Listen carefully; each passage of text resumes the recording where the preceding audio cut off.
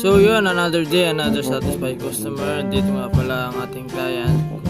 Ang gupit niya pala mid-taper, tapos pinabawas niya yung sa taas. So dyan nga pala nahirapan yung razor ko, kaya pinasuklay ko muna sa kanya.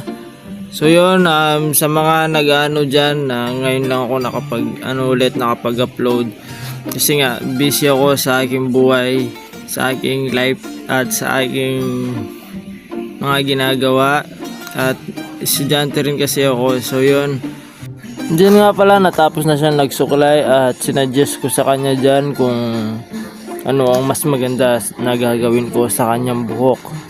At sa mga nagtatanong dyan, sa mga followers ko dyan, bakit ngayon lang ako nakapag-upload, kasi nga sobrang busy po.